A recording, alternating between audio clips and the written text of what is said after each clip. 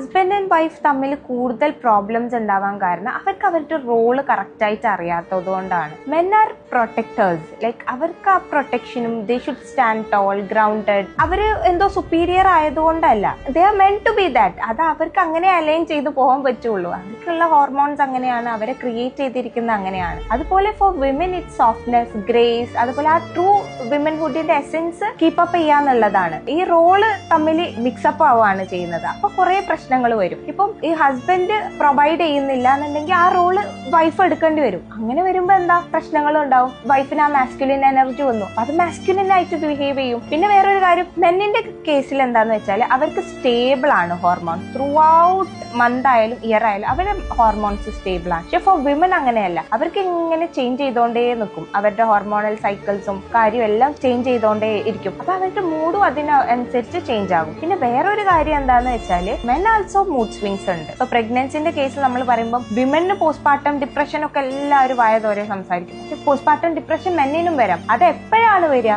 കുഞ്ഞിനെ take care ചെയ്യുമ്പോൾ രണ്ട് പേരൻസും ടേക്ക് കെയർ ചെയ്യുമ്പോൾ രണ്ടാൾക്കും വരും. ഒരാൾ മാത്രം ടേക്ക് കെയർ ചെയ്യുമ്പോൾ അയാളുടെ സ്ലീപ്പും അയാളുടെ ഫുഡ് പാറ്റേണും ചേഞ്ച് ആകും. അങ്ങനെ വരുമ്പോൾ ഒരാൾ മാത്രമേ ഈ ചലഞ്ചസിലൂടെ പോകുന്നുള്ളൂ, മറ്റേ ആൾക്ക് വരില്ല. രണ്ടാളും കുഞ്ഞിനെ പാരന്റ് ചെയ്യുകയാണെങ്കിൽ രണ്ടാൾക്കും ഈ പറഞ്ഞ സംഭവങ്ങളൊക്കെ ഉണ്ടാവും.